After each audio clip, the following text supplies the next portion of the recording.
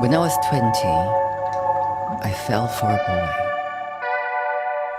This is a story about a ghost people who live in a ghost territory.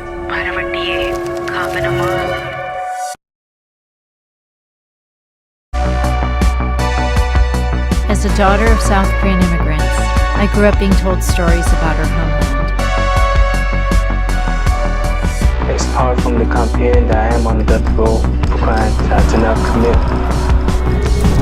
If you step out that door, Tala, then you are choosing yourself over your family. 되게 아들이 했답니까? 근데 왜 자꾸 우리 애한테 물어보는 거야 그러면?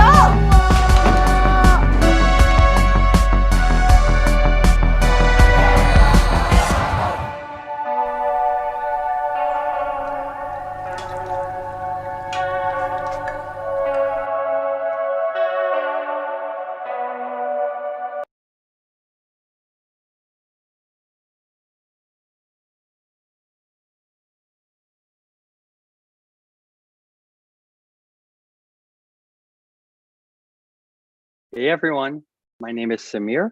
I'm the Industry and Education Programmer at the Toronto Real Asian International Film Festival.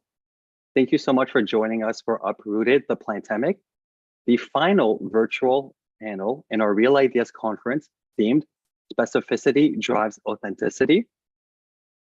I'd like for all of us to begin by taking a moment to reflect on the land in which we're fortunate to live, work, and grow on. Although I've been living in Toronto ever since moving here at the age of 10, I recognize there is still so much room for me to intentionally learn, listen, and honor the original stewards and caretakers of this land that I'm so privileged to have moved to and now get to share stories with you all on. Relations offices and main activities are located on the treaty territory of the Mississaugas of the Credit and the traditional territories of the Anishinaabe, the Haudenosaunee, and the Wendat nations. This territory is covered by the Dish with One Spoon Covenant, a treaty collective that is responsible for the sharing of land, water, and resources. For today's panel, we'd like to thank our lead sponsor of Real Ideas, Crave, and special sponsors DGC National, Warner Brothers Discovery Access Canada, Canada Media Fund, NABET, Uniforce 700M, and our funder Ontario Creates. This panel is supported by the CBC. Just a reminder that if you're watching live from YouTube, please leave us a question in the chat. We'd love to get to it and answer it. Lastly, we'd love to hear your feedback about our panels and what we can improve for next year.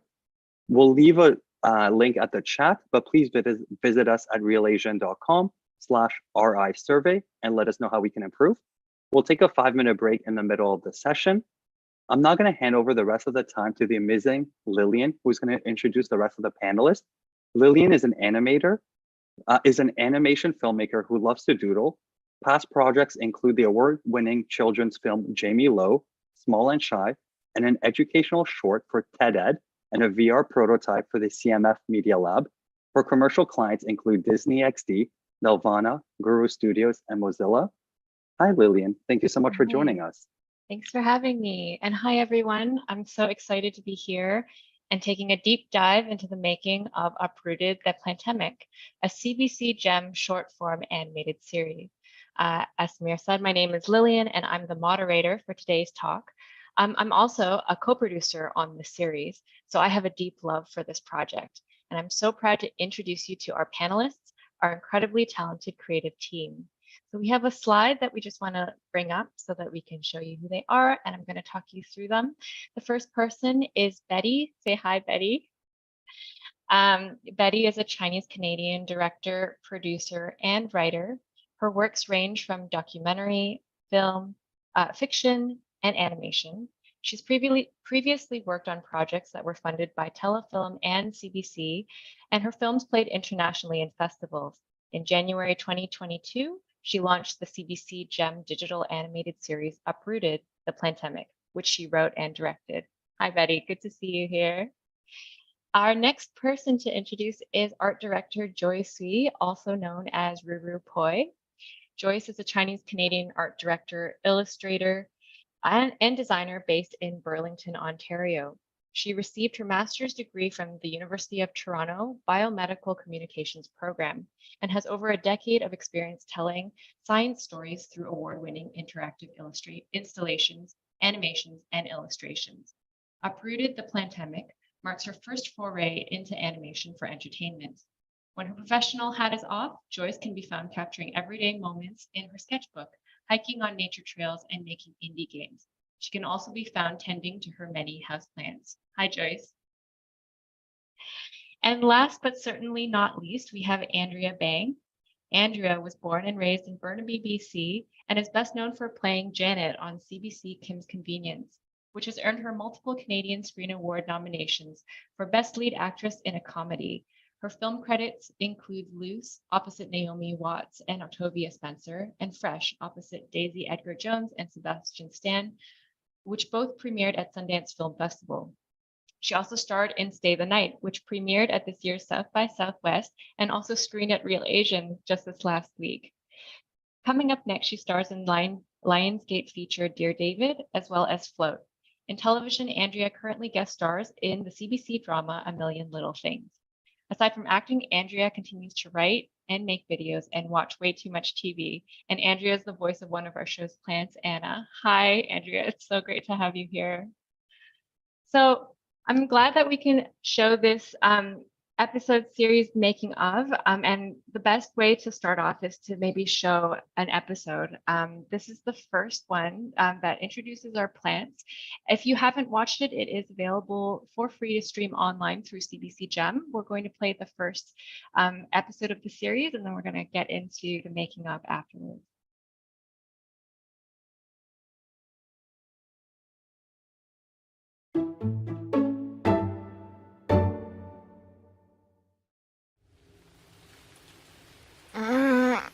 What day is it?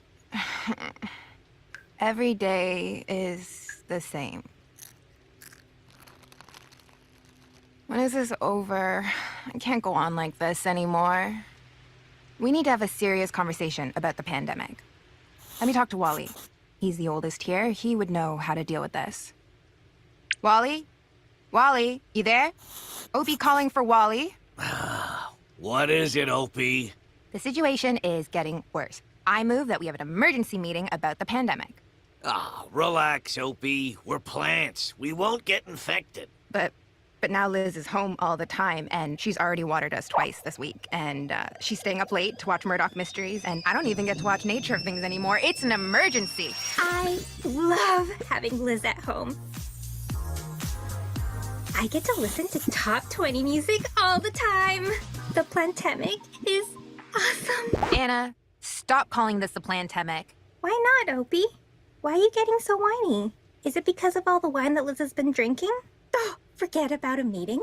I say we need a party. Liz brought us a new roommate yesterday. Let's throw a party! No, the pandemic is not a party. The pandemic is dangerous.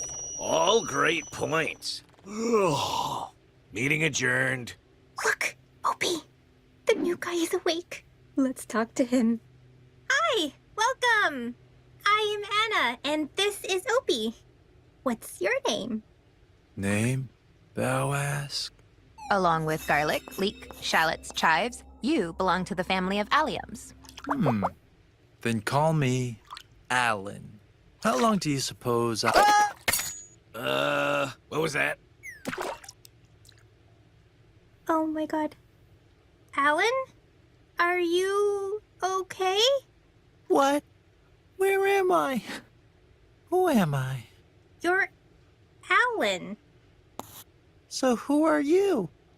You don't remember? I am Anna. This is Opie. We just met. He seems to have lost his memories. Fascinating. I didn't know Green Onion's synaptic system is on the tip of the plant. Smells good in here.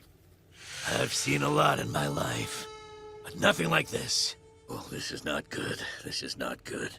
Opie, you were so right. I know. Wait, what? This Plantemic is very dangerous!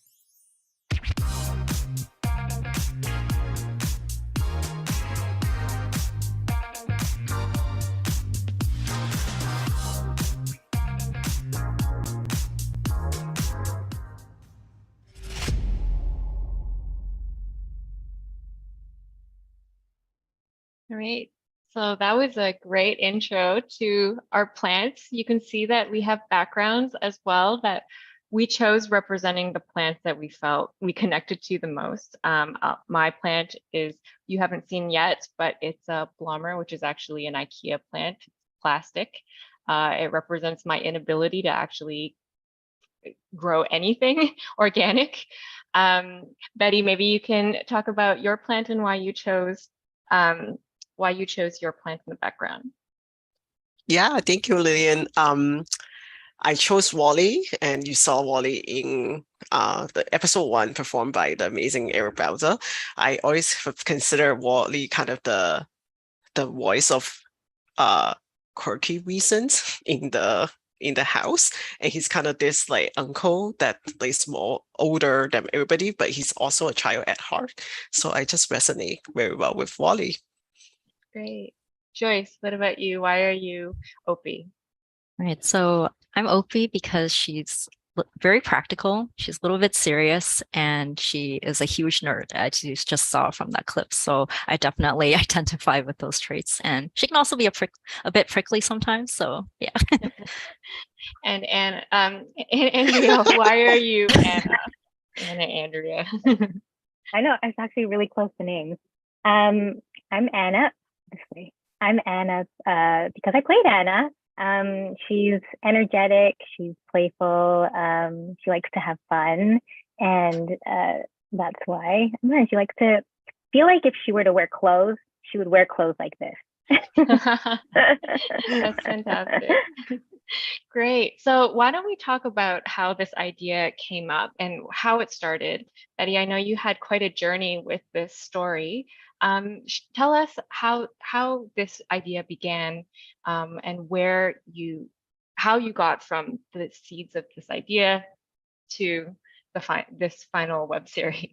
The seeds of the idea, like that phrasing there, is so at the beginning of the pandemic, that was I think spring 2020, as like all of you here, like we were all kind of in Canada, we were all in lockdown for a while, and at the time, actually, like just full disclosure, I used to not be like a huge houseplant person before making this show.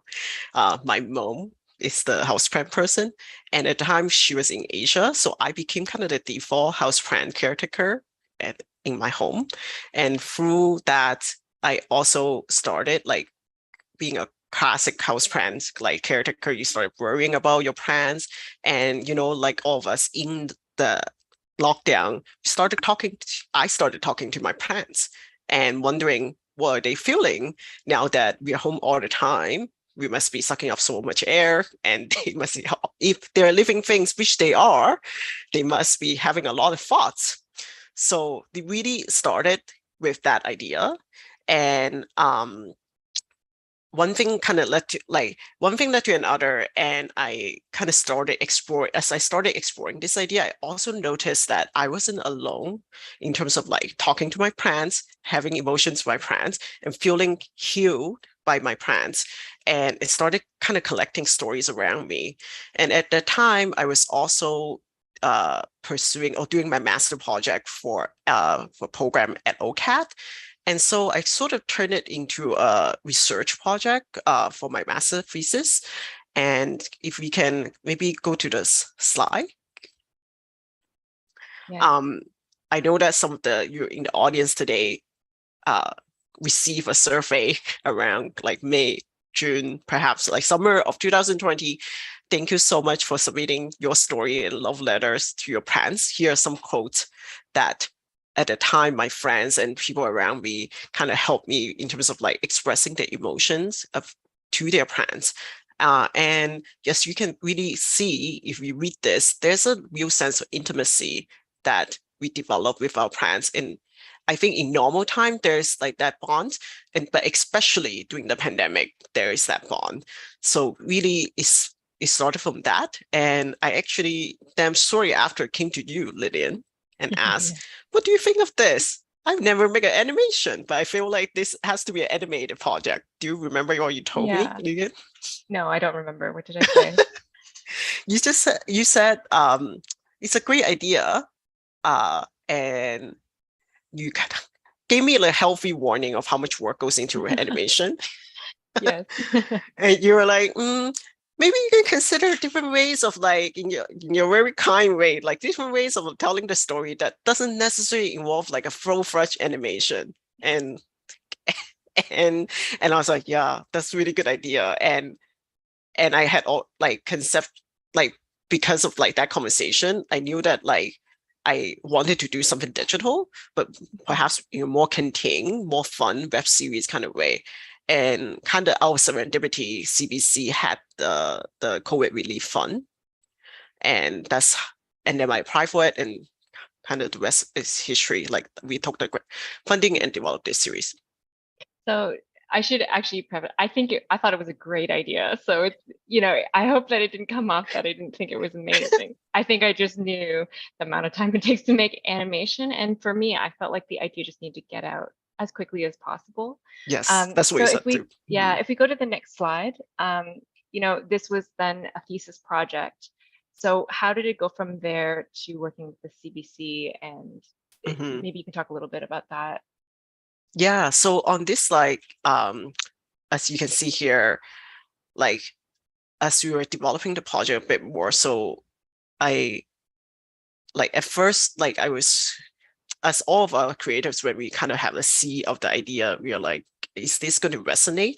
And I really wanted to include this picture because like I saw this was around end of summer June 2020, that the Barcelona orchestra played to a full house of plants. And what happened was that they played to a full house of plants, like the plants are like shower with music, and then they gifted the plants to health workers in Spain. And for me, that was the moment that, oh, there's really something here that people around the world resonated and felt this like closeness to the plants. And then what I did was submitted a proposal through the COVID Relief Fund through the young adult stream.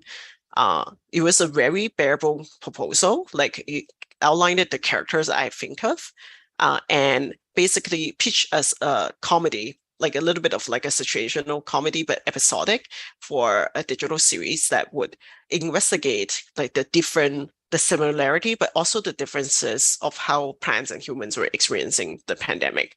So on the right here, you saw that like, you see that there's a diagram, which I also included in my master project as well, of like doing a little bit of experiencing modeling with comparing and differentiating how plants were experiencing the pandemic and how humans were going through the pandemic.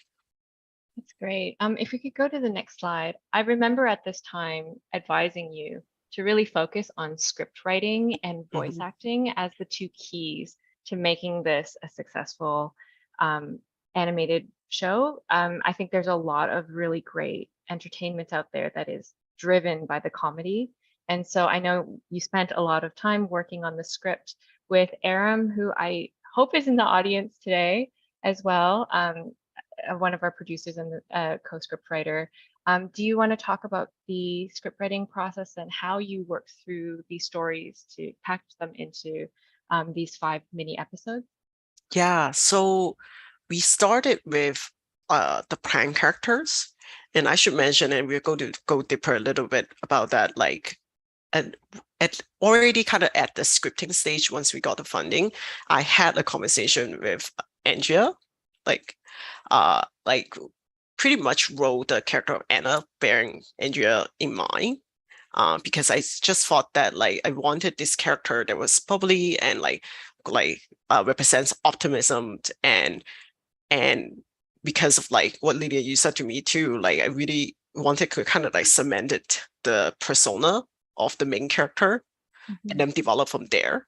So then from one plant, what like we did was kind of mapping out the themes of each character, but also for each episode.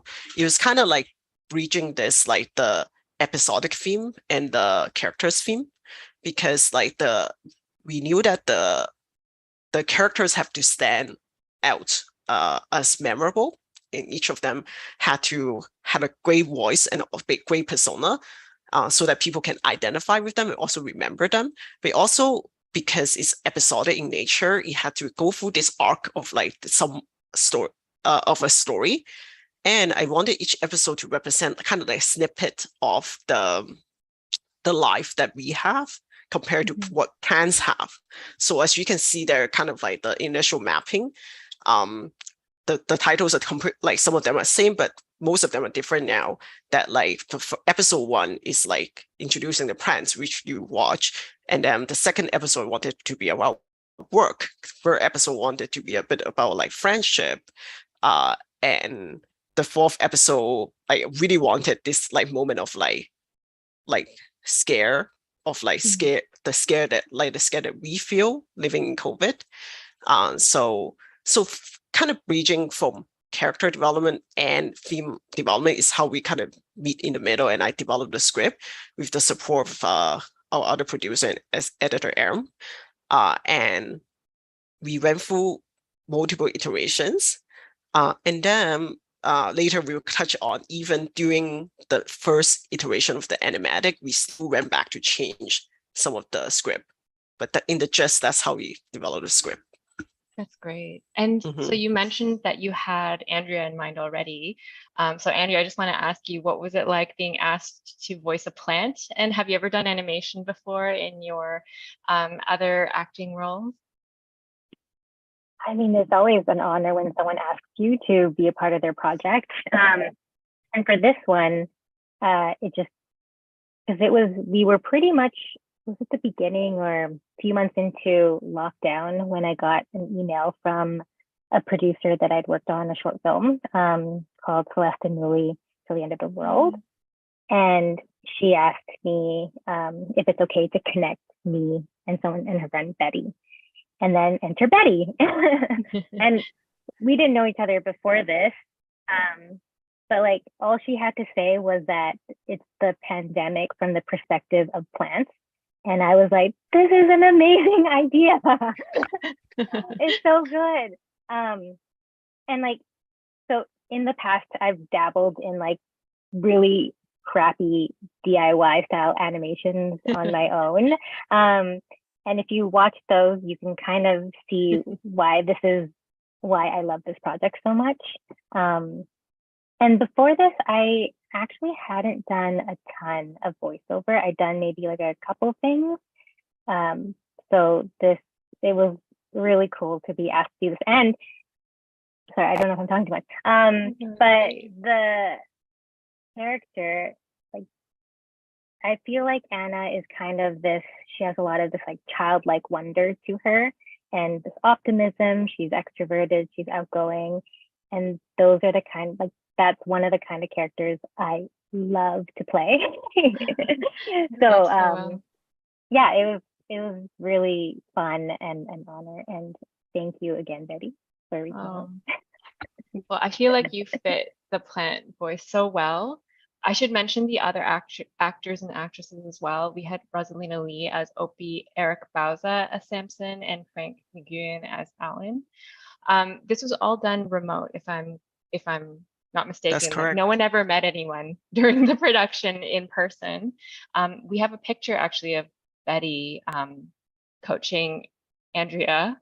This was the studio setup. Do you, Betty and Andrea, want to talk about this process of trying to direct through the internet? I feel like this is Andrea's first time seeing my setup. So it is. And I had to prop it up so that I can see it anyway. But it was like, I also, in case I didn't say it explicitly, this is my first foray into animation. So I've never coached or directed actors for voiceover, let alone remotely. But so what happened was, for each of the performer, they actually did meet, and then like we book a recording studio for them to go in and then perform their own lines. So what was great about working with Andrea is, and all the other actors as well, is that they all gave what was required of them was giving like enough variety to each of the lines, because what we we knew like what the character's personality was, but we didn't know like when mashed together what would like go well together. And also like everybody was recording all of their materials at all once. So we basically spent one day together, I believe, Andrea, and like you did like you would do like 5 to 10 takes. I remember one episode you had to drink water, and you even drank water in like 5 different ways of sounds, and you were amazing. That's great. So I feel like as an actor, it's when you get that many takes at the end, it feels like, okay, that felt great, because at least you got all those different versions out there, and all like ideas that you had and then ideas that I had. So it feels very satisfying. I don't know if that's the right word. I will say about remote stuff, it was interesting, but I personally wouldn't have been able to do the project if it wasn't remote. I don't think, because I'm in Vancouver, and then you guys are all in Toronto, and me and Betty have yet to meet in person. No, yeah. Yeah, that's crazy, right? Yeah, but you were great. You were great. I didn't know it was your first time. Oh, yeah. Great. Well, I feel like we should really also talk about the visuals. So these incredible designs for all these characters, they really made the show what it is. And Rurupoi, Joyce, you are a bit of a wonderkind in making all these things happen. We have a lot of visuals to show, so we're going to throw up the slides again. And I was hoping you could talk us through your process of designing and developing these characters. And this is also your first animated film. Talk about, a little bit of your work and how you, move through this series of development. Yeah, thanks, Lillian. I come from a background in like educational animation, so it's quite different from entertainment. And when Betty first contacted me, I have to admit, I was like freaking out inside. I don't know if you knew this, Betty, but when we had our first Zoom call, I was just super nervous. But once you told me it was about plants, I love drawing plants. I love plants. I was just so excited. I'm like, I have to be on this. So I'm gonna like try to mask my nervousness. And and I'm so glad that Betty and I felt like we really hit it off, and it was like imposter syndrome to the max, but it was Betty and Aram and the whole team was so supportive. So it was really fun doing the visuals for this for sure. So here we have some images from the character sheet. That this is the first thing that we actually worked on together, just trying to figure out what the characters look like. And you can see there's the photos of the plants, and Betty, you said this so many times when we first met, it seemed like fate or destiny, because I actually have all the plants that Betty assigned to each of the characters already. Like I had them in my house. And so actually I have Wally here. So I just wanted to show Wally off. And it was just really incredible. So I started by sketching the plants that I did have and trying to figure out their shapes and to simplify them for animation. So that's what you're seeing here. And poor Alan, I definitely chopped a few green onions to get some reference images for that one. And if we go to the next slide, please. So here we have some sketches of Anna, and as we talked about earlier, Anna has a really bubbly personality, and she's quite expressive, probably the most expressive plant out of all the characters.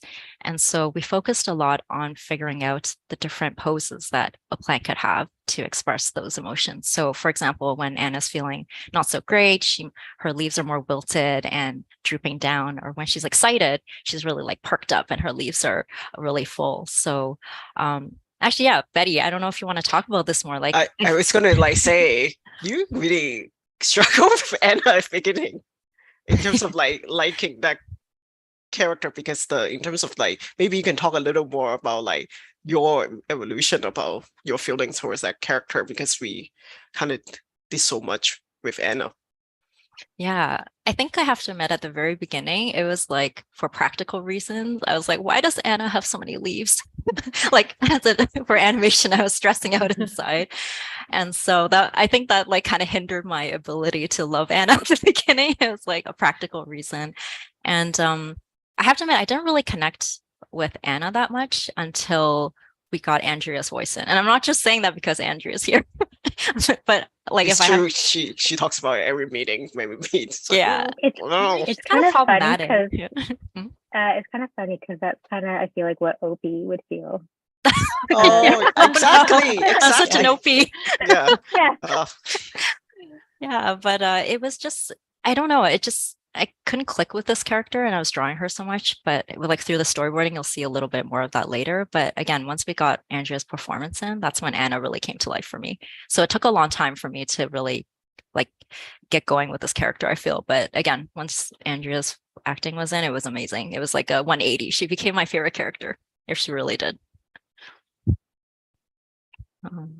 Yeah, so maybe we can move to the next slide, please. So for OP, we were exploring the shapes of OP a lot too, because this is a bunny ear cactus and they can grow kind of in weird ways.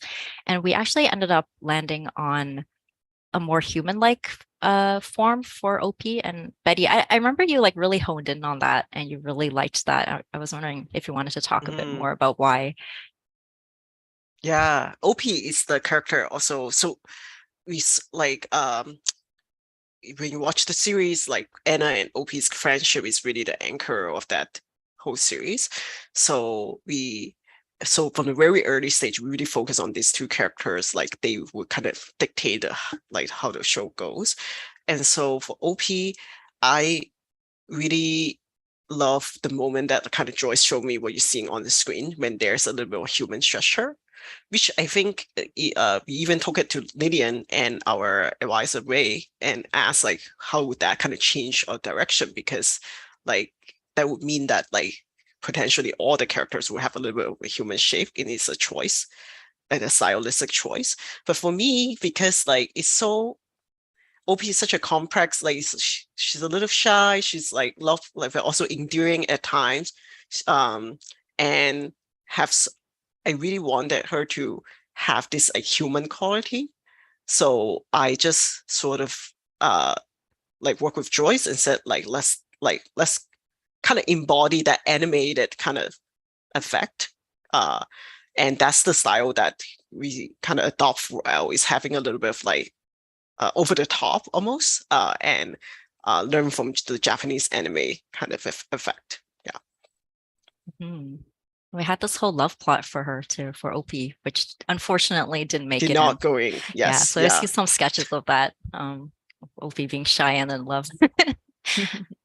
And next slide, please. And here's some sketches of Wally. And Wally, I had a lot of fun with personally, because if you're an owner of air plants, like you'll know they kind of tend to end up in random places. Like maybe you'll be watering them and then you just forget them in a cup or something, or they roll off as you know from Wally, he kind of tends to move around, but they might end up on the ground. So it was a lot of exploration of where Wally might be. And I think like what ended up in the show where we had him in different locations, I think that really worked well in terms of like being a nerdy plant owner. Like I thought that really spoke to how air plants behave. And Betty, you really like honed in on the wooden aspect. Like we talked a lot about the container or the structure that Wally should be on at the beginning, but you seem to like really hone in on that like wooden kind of wise. Yeah, so like in terms of the backstory, like so I wrote a backstory for each of the character. Wally's backstory is that he's kind of like a forgotten plant from the last owner in the house. So he's supposed to be, and like for those of you who don't know about air plants, like air plants are the most mysterious. It doesn't need soil. You can barely tell how long it's been. Like you can pretty much live forever if you take good care of it. It doesn't need that much care. That's the pitch to go get an air plant for you. So that's why, like, because Wally's supposed to have this wisdom and like age. Like I really like when Joyce showed me kind of the wooden style, or like being eventually you saw him kind of on a piece of wood compared to a kind of other like placement. Because for airplane, it's also customary that you put it on something. Otherwise, it just be everywhere in the house, which also happens. For sure. Yeah, and next slide, please. And so here's Alan, and Alan was a big favorite actually from the very beginning. I think everyone just felt sorry for Alan at the beginning, being chopped so early in episode 1. And our focus is really on figuring out how he would look different throughout the episode, since we're showing him developing and changing in terms of his personality, and we want to visually capture that. So for example, after Alan was cut, you can see he's like really small and short, and his voice is a little higher pitched too. He's really cute, really naive and innocent. And as he grows throughout the series, when he's really long and a little bit stinky, you can see he's a lot wiser and he has a lot of memories intact. So visually, I remember we went through quite a few iterations, Betty. Like, I think it wasn't obvious enough at the beginning, like the differences between each stage. So we worked a lot on that. Yeah, I also really appreciate that you keep growing Green Onion to observe the. Yeah.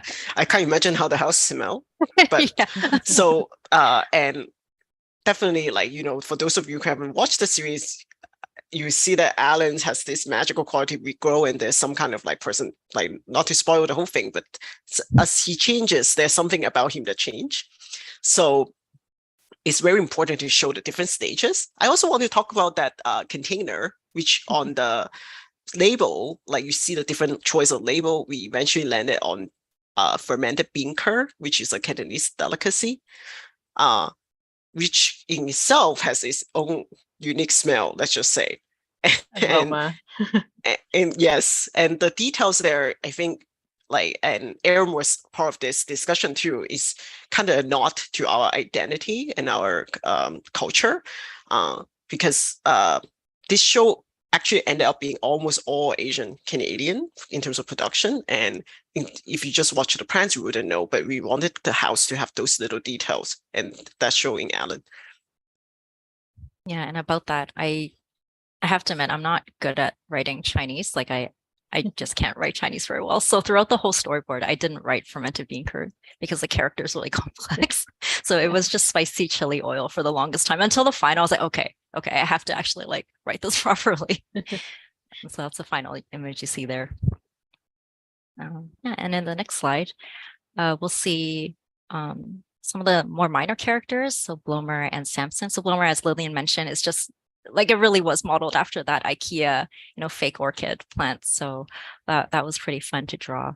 And Samson had a bit of a identity crisis. I think we were exploring different types of plants for Samson, but we landed on something you would see very often in an office. So a very low maintenance, professional looking snake plant. And in the next slide, we have some sketches of Liz. So this is the plant owner, and Betty, maybe you can speak more to this, but you knew that Liz was always, not stress me out, that's too strong. Okay, I'm really being an OP today, but it's just how much human is there going to be, like human drawings and stuff in this show? I mean, that was a big discussion with one of, and we again, like, took Lillian's advice, also Ray's advice on this, right? Like that if we were, because it's our first time making animation, we had like limited resources. We wanted to roll this out, like do this in a very economic way. And so that means that we had to make some choices around like how much the human is going to be there, because like the moment that there is a lot of like human movement, it would like increase the complexity and scope of the project. So for that, and I also initially didn't want, like, it kind of also worked out that I didn't want this to be about the human anyway. So we minimized like Liz's presence, but it was still important to see a human and like for you to feel this world of like this person there. And so we, as you can see, there's some choices that of Liz, and then later in developing animatic, we also talk extensively about Liz, of like how she, like the way that she shows up. Is it a side profile? Do we see her face at all? Which we barely saw like anything direct in terms of her look. So that was definitely like one deciding factor of how we developed the world around her. Mhm.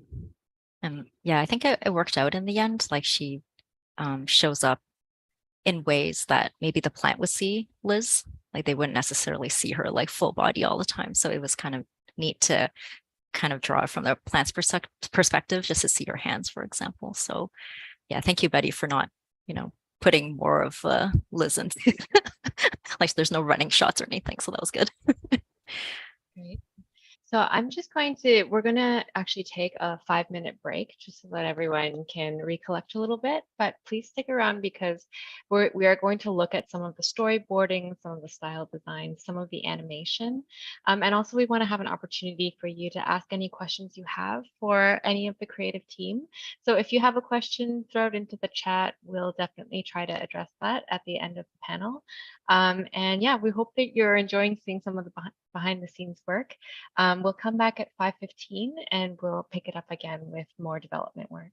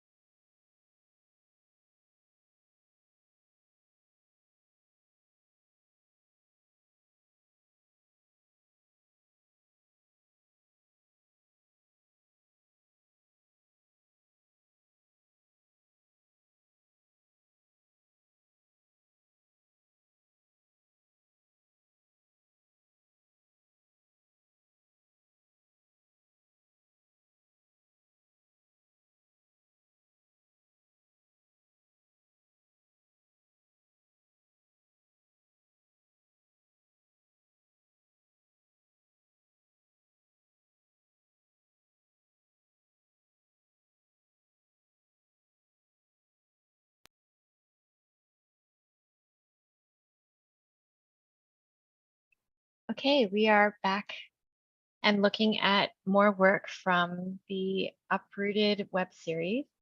Joyce, you have some examples of your hand-drawn aesthetic and how you went from the initial designs to what worked for final animation. So let's pick up from there, maybe talk through your process of developing the look for the final production. For sure. So in this first slide, we'll get it up. I know Betty first contacted me, I think, because she was really interested in the watercolor work that I do. I just like do watercolors for fun, and I have like an Instagram page, and she saw that. And so I definitely thought, yes, I needed to explore this in traditional media at first. So these are all hand painted with watercolors and markers and pens. But for practicality reasons, again, being OP, we decided to go digital just so it's a little easier to animate and to make changes throughout the production. So, but it was really fun to do these explorations. And in the next slide, you'll see some of the color palettes. And so this was drawn in digital in Photoshop, and these are some of the color explorations that we did.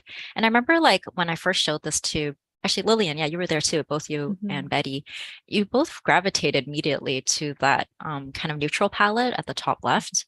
And I actually never really asked you guys why, and maybe you could talk a little bit about that, like what drew you to that color palette so specifically? I mean, for me, I feel like it's the earthiness of the plants and it really matched it.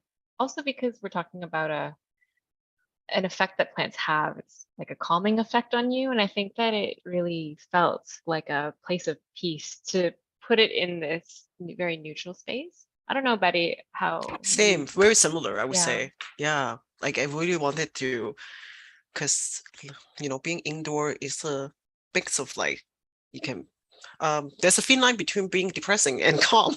Yeah. So we wanted to capture that, like being indoor, but also put a spotlight on the plants. Well, that's awesome. I'd love to say that. I don't know if I had that in mind, but maybe I'll just claim yes, that was exactly why, that color palette came to be.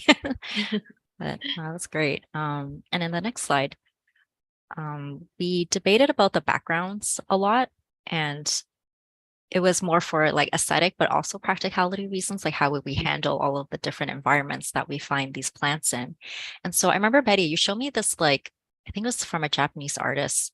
It was like a line art drawing with only key objects kind of filled in, and it had this really childlike quality to it, and it had a really hand-drawn kind of feel. So I think that was like my main inspiration for doing some of these images. And I think we ended up going with that because it really helped put the spotlight on the plants, because the background elements, they weren't really that important. And so that's what we ended up going with. You can see some of the bottom images we had considered maybe like fully color objects or, completely filled objects, but we ended up with that simple kind of line look, which also worked well for limited budget.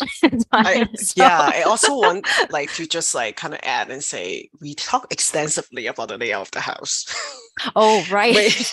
when you look at a show, like, because you kind of need to orient yourself, it's actually a small space, and like we drew like multiple floor plans, and Joyce and I would be like, where's the shelf? Where would they put it? Does it make sense for like if you work with Joyce is really this mind that like it has to rationally make sense with her for her to shine artistically. So we like sat down and say, like, does it make sense that she put the plant there?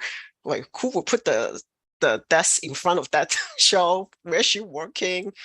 How like does that make sense in terms of light for the plants? Like, we thought about it both as a plant owner and the animation filmmaker, and like just both of us live in like the city, so we also thought about it from that perspective. Yeah. Yeah, I think we actually did draw a floor plan. I wish I put it in the slide deck. I totally forgot about that. I remember that floor plan. Yeah. Well, that's a great transition, because from here, you really took it into the storyboarding. If you look at the next slide, you can see some of the initial storyboards. I remember the original idea was to bring somebody else on to do storyboarding. We did talk with Ray Zhu, who is our advisor. He's a board artist who works primarily with Netflix, and he was very supportive. But Ray and I both actually came to the conclusion that Joyce, you were the best person to board this as well, because you had the sensibility of the story that was trying to be communicated. You were certainly capable of doing all of the drawings. And so we really kind of pushed and encouraged you to take this on as a new space to work in your artistic practice. So maybe you can talk about some of the sequences. And I know this directly incorporates into how you worked with the voice actors and the animators as well. Well, first of all, Lillian, I have to say, like, I think without your encouragement, none of this would have happened. I would get those like Slack messages from you. You're just like words of encouragement. So you can do this, Joyce. So yeah, that was like pretty much throughout the whole production. And also Ray was really a great mentor in terms of like how to approach storyboarding for entertainment. Because at the beginning, we mentioned that I've never done this before. I do mostly educational work. So the emphasis is really on just clearly and simply communicating concepts rather than creating drama and tension and building up characters. So this was a huge challenge. So Betty, you must remember as well, the first episode was a huge challenge. Like we went through at least 6 iterations, I think, of the storyboard, maybe more. Yeah, it was a huge challenge both on the scripting and then to carry on this storyboard because like, so all of us here in the panel have seen this episode 1 now, that it needed to like introduce the character, and then we introduce the space, and then like each character had to make an impression visually and in terms of like what they say, and then there needs to be some kind of like intrigue in terms of the plot for them to carry it to the next episode.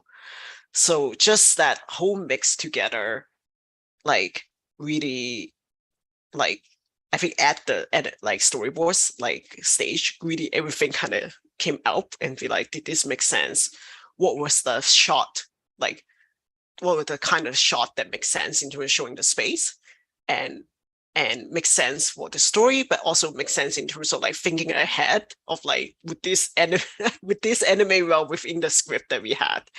And I think it was kind of around that stage, if I remember correctly, that we make the decisions of like going as tight as possible, like on the character, and then always come back to the same like wide shot, and then also like only limit the animation of the movement of the characters to the key moments when they show emotion.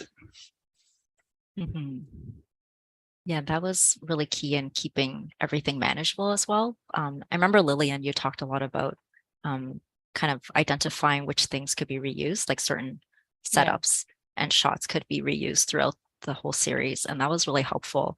So yeah, I learned so much from Lillian and Ray and just how to organize and figure out how to do this in a way that's manageable, but also entertaining and interesting and makes sense for the audience.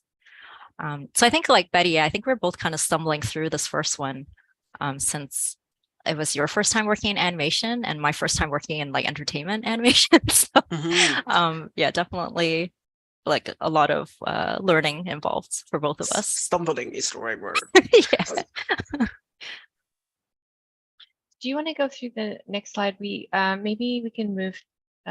This was a sequence that you used to kind of establish the look and feel, and you brought it into an animatic, which is what, in case you don't know, it's all of these drawings put together and timed out, and then matched with audio so that you get a real sense of how it plays out in the timeline. So Joyce, do you want to talk through your process with this sequence? Yeah, this is one of those sequences that I think went through a couple iterations as well. It was one of those that I drew it out and then had the meeting with Betty and Aaron. We had like weekly meetings every Sunday. And so I think once we walked through it, Betty really identified areas that weren't working. So what you're seeing here is actually maybe the 3rd iteration already. And that's when we introduce the rating system, which you'll see in the clip a little later on. So it was really working like how the shots would work at this point. I'm not really caring about how beautiful the drawings looked or anything, as just working out how the framing was as well. I would just add to that and say the show, almost each episode has some kind of monologue or soliloquy.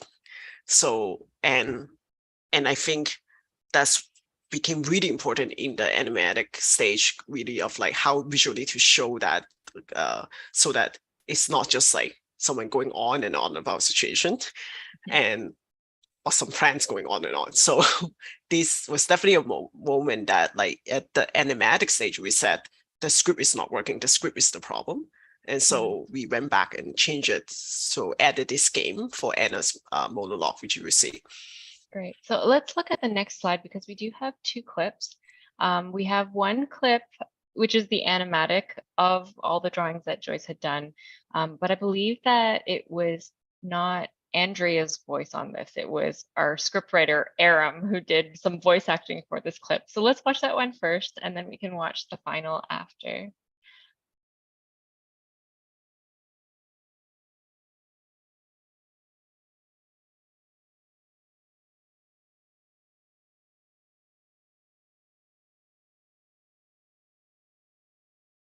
Since the Plantemic, we get to play a lot of games with Liz.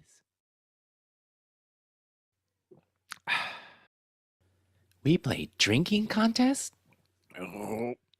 Chug, chug, chug. We also play Where's Wally? Help. Our favorite game, though, is Rate Your Plants. I am on the right track to get a 5-star rating.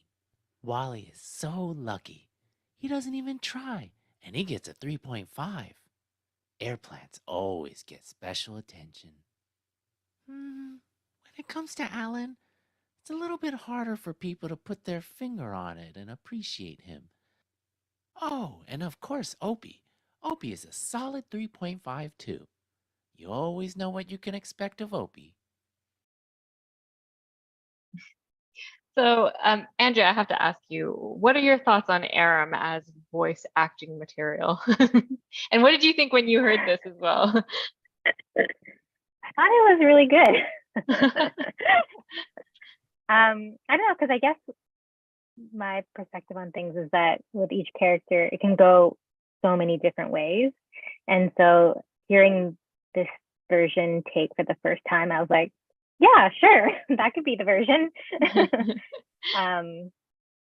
Yeah, but when I did my own, I kind of just tried to forget that performance and just put in, because when I did it, I don't know if I mentioned, because Betty, you also sent me like a character description of Anna as well. And I remember when we were trying to figure out what her voice would be, I sent like a few options. I can't remember what the differences were between them. I can't remember either, but we definitely went for that. yeah, and then we went with this one. But no, I thought he was.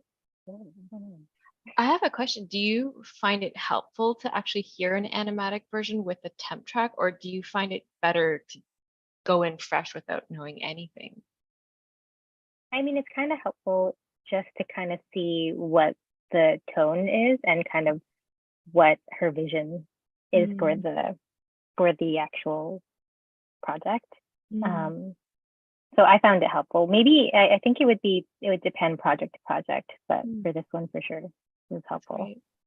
Well, let's play the final. So let's hear this with the real Anna voice, and I think we can talk after about that.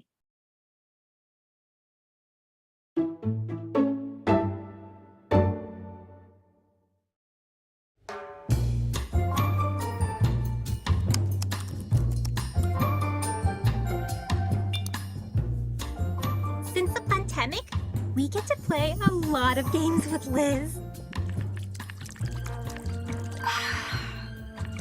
We play drinking contest.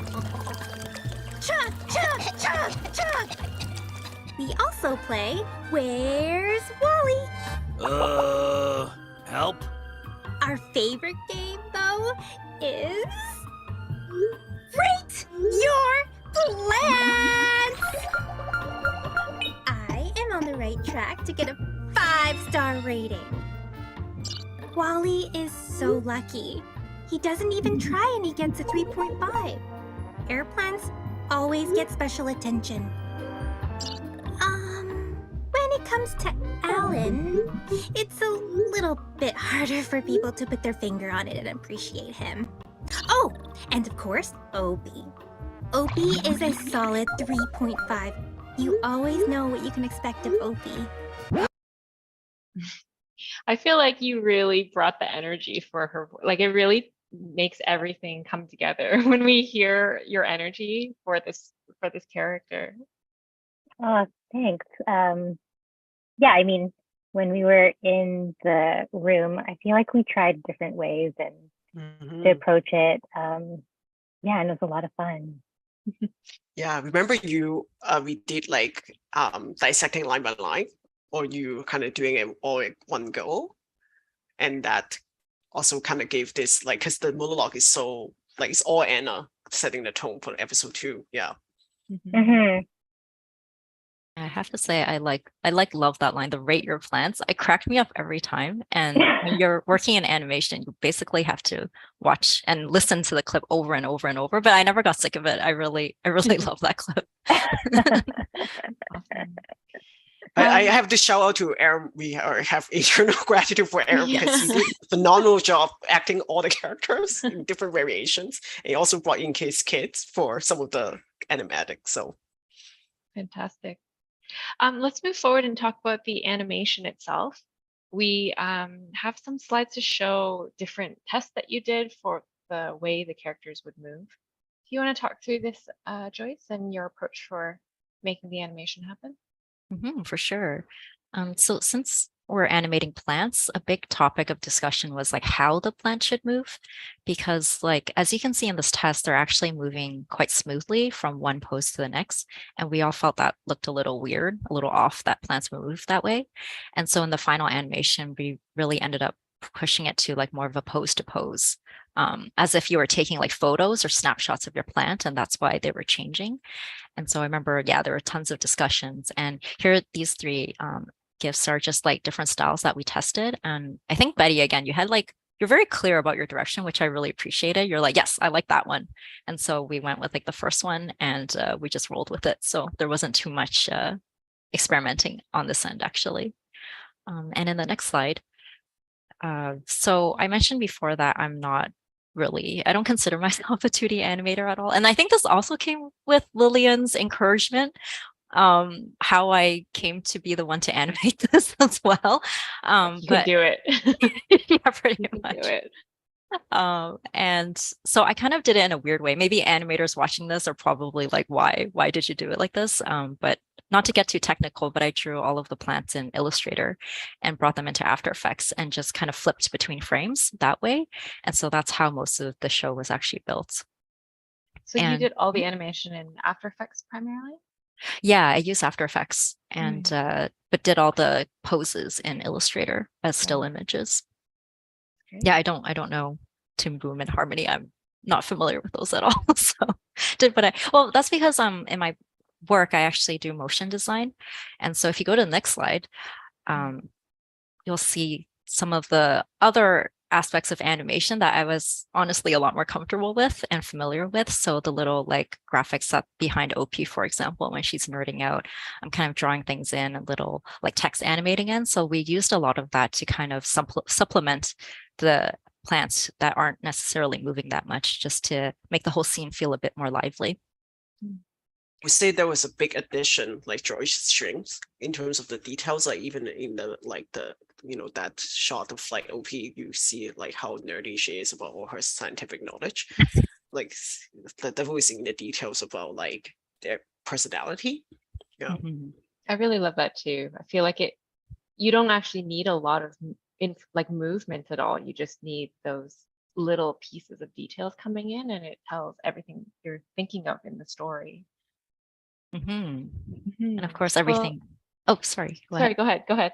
Yeah. Oh, and everything came together. I did want to mention the sound effects too. I don't think we talked about that, but that also took everything to the next level. Like sometimes there isn't actually that much movement and it felt a little silent, but once like the audio, the music and the sound effects and the voice acting, of course, they were all in, it just like all really came together.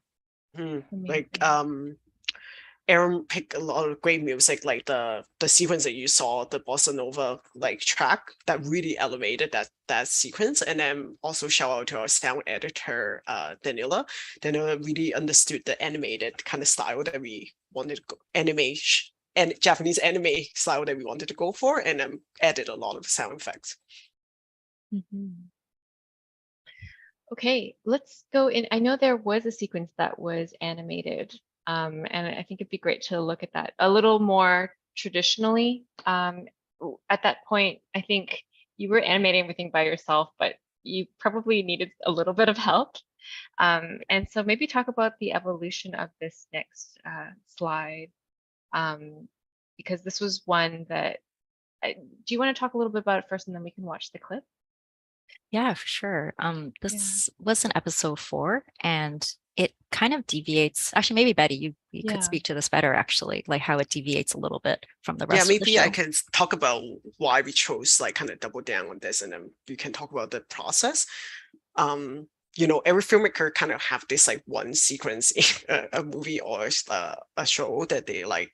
That's like the thing that makes the whole show, and this is the sequence for me, because like it goes into this really kind of out of the world, almost like the character are like high on something and talk about like their existential, like pondering on their existence and their conditions, because at this point they're kind of scared that they would die.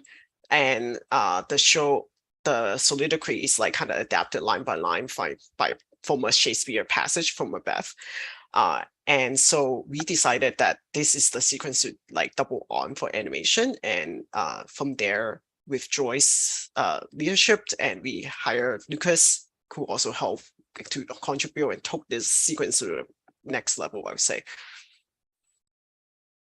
So I did actually want to give a shout out to Lucas Higgins, who is a former student of mine from the Seneca animation program. So also shout out to all the Seneca animators that are watching right now. I think Lucas is in the audience. I hope he is, but he really took this on between his second and third years of school to animate the scene. And under the direction of Betty and Joyce, this is the final.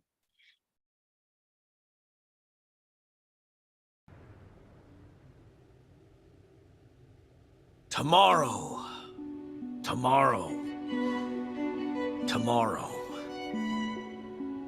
And all of our tomorrow will be lighted with hope. The path from every rebirth.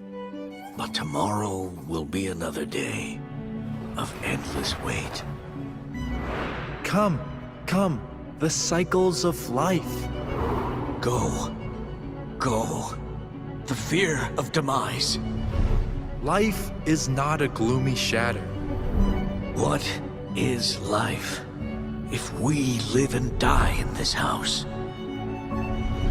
It's a tale told by our togetherness, full of leaves and flowers, signifying something out of nothing.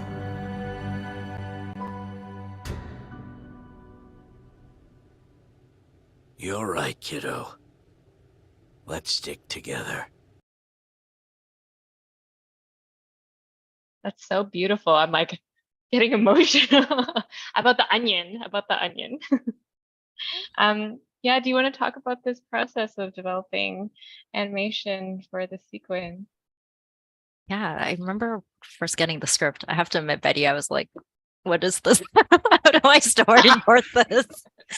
Because it deviated so much. But it was also exciting because we could do something really different with this sequence. So I remember like just sketching out what the words were actually saying and starting from there. And I don't even remember. I have to admit, I don't know. Maybe I was getting, it was like probably 2 a.m. But we didn't start with like this setup at all. Like I think we actually kind of strategically procrastinated. Yes. So this is gonna be a later problem. Yeah. Yeah, I think at first we just had like the plants like side by side, or maybe cut like split screen or something, like still within the world. And I actually don't remember how this was born, but I remember once this was on paper, Betty, you were on board with it, and we kind of rolled with it. But I wanted to show this slide because you can see how this is how I storyboarded it, and you can see how the tree just kind of comes out, you know, on a very flat kind of 2D plane. But then you saw in the animation that Lucas did, and again, super shout out to Lucas, and he just really made it his own and took it, yeah, as Betty said, to the next level, and did all these crazy camera moves and like the tree growing and everything. So it was a really exciting time to work with him, to work with like what I would consider a real animator. So it was really fun working with him, and just being able to carry out like Betty's vision and to create this really unique and special sequence within the whole series. Amazing. I think there's one more slide after. Yeah, and this one, these are some sketches that Lucas did. And Betty, maybe you can touch on this too. Like like it took a while to get to the right tree shape. Yeah, so Lucas came in at a time that we were kind of we did this almost at the end of this everything, right? Like ends. Like what he doesn't know is that we are tired. And he brought so much energy to the team and be like, I think I could do the tree like 5, 6 different ways. And we're like, okay. And he like that's what he showed us. And I really love that sequence that he did, that like the tree kind of entangle and then grow into this thing. And I think we had a lot of discussion on the ending frame too, because like what does this kind of like almost gloomy like conversation end on? Is like a hopeful note, and that's really important to show it visually. So for like in terms of the tree, again, like we ran back and forth iterations of like how it would like show, and like what's the enough, like so that like it doesn't overtake what they're saying, but still kind of visually supplements it. Yeah. Amazing. So I think this wraps up the slides that we have. I wanted to ask about final thoughts. In looking back and reflecting on this process and this project, what are tips and tools that are helpful in creating trusting and creative remote production like this, especially when it was during the time of the pandemic, but knowing that we're still working remote these days? Maybe share any insights you have with the audience about working together in a remote space. Maybe I can go first on that. I feel like even having this discussion really reminded all of us like how great this team is. And that was the most important aspect, I would say, of like having the team in place for each of the role, in everything from we kind of got so like, I'm so grateful that Andrea loved this idea. I had no idea whether she would say yes, like having her say yes, and you know, Joyce came on board. I also want to shout out to our producers, other 2 producers, Tony and Joseph, which really like help us confirm the cast and just brought like everything together. So without kind of that like trust, and we were meeting so often, like Joyce said, every like Sunday, I don't think that it would be possible to pull this through. We did this on the side of like our full-time job, so for almost 2 years from beginning to end. So yeah. Joyce, what are your thoughts on working this way? Yeah, it was, as Betty mentioned, I thought those weekly meetings really helped. And I mentioned that I felt like Betty and I really hit it off. So every meeting would pretty much end with us bonding over plants and like watercolors, like completely unrelated to this project. But it really helped, I think, us build a relationship, because actually throughout the whole production, we never did meet in real life. It was virtual. Yeah, we met like a month ago. Yeah, we met a month ago. That was the first time. Andrea and I have to meet. Yeah. Yes. Yeah. So, but yeah, I thought that was really helpful. And again, everyone on the team was so supportive. Aram, he was on a lot of those meetings too. And it just created a very supportive and cooperative and collaborative rather environment. And it was really a joy to work on this project. It really was. And Andrea, you mentioned that this might not have ever happened if it wasn't for the fact that it was a remote production. But moving forward, thinking about working remotely, is that something that you still, does that open the door for more opportunities to do things like this because of the opportunity to be online? Yeah, of course. I mean, I think it's kind of, what's the saying, like double-edged sword. Because for me personally, I prefer to be in person. Like I would love to be able to hang out with Betty and like go for coffee or something. But saying that, yeah, with remote, I was able to be a part of this project, and I'm so happy that I got to be. And I think with Betty, you were constantly in communication, which is so important with remote, and very organized, which helped a lot. And yeah, it was just, she's so open and so collaborative. Like it was such a fun project to be a part of. And I was saying this in the chat, but like, don't want to, like, my part was important, but it's also, I feel like in the grand scheme, everyone's important, but it was so small. Like I learned so much today about what you guys did before, in the middle, and like leading up to the final product. So I'm like amazed by what you guys did. So we actually have some questions in the chat. Maybe this is a good one to start with. For Betty, how did you approach directing voice actors remotely? Well, we talked about that a little, but was it also nerve-wracking, not just Andrea, but working with Franco and Eric, and you never met them, like you didn't know them beforehand, is that right? I knew Franco. We had collaborated before, but it was a little bit nerve-wracking just to respond to that question. Because I also didn't know, like, I also didn't know what to expect. Just because with each of the actors, we did like what Andrea said, like send some voice sample for, like, I would have like loved to sit down with them for a rehearsal, but some of that just didn't happen. It was just like, let's see, choose a direction and communicate over email, which was good prep. Going into it, they just each do like Rose, Franco, Eric, and Andrea. They just each kind of shine so much with their role, and we actually all kind of finished. Like we didn't do any re-recording. Oh, no retakes. Mm-hmm. Wow. And they never recorded with each other, so it wasn't like a group session where everyone was reading the script at the same time. You just did the individual takes. Yeah. Wow. Yeah. It's amazing. I will say it was amazing. The project I did before was a voiceover project I did before. I also was not in a room with anyone, and this was pre-pandemic. So, so it was still similar. Yeah, true. For animation, it does happen a lot. I went to a panel of Turning Red, and they were saying that they did the same thing. It was remote, and Wow. There's a question for Andrea. Are you, after working on Uprooted, are you interested in working on more animated projects? Yeah, of course. So, it's so fun. Plantemic season 2? Yeah, I'm down. Someone also asked about the season. Will season 2 have a plantomance? So, I mean, Joyce talked about that earlier. We started actually crafting the script with like, there's a little bit of romance between Opie and Bomber. I don't know whether you know this. IKEA plant? Yeah, like, oh yeah, you develop emotions over your fake friends. So, it's possible. I think that it is like, we talk about like season 2 quite a bit, like even making the season 1. Yeah. And I think that's definitely something is very possible. That'd be lovely. And I think this is a great question. I think for Joyce, is how do you stay motivated as an independent animator and illustrator? Yes.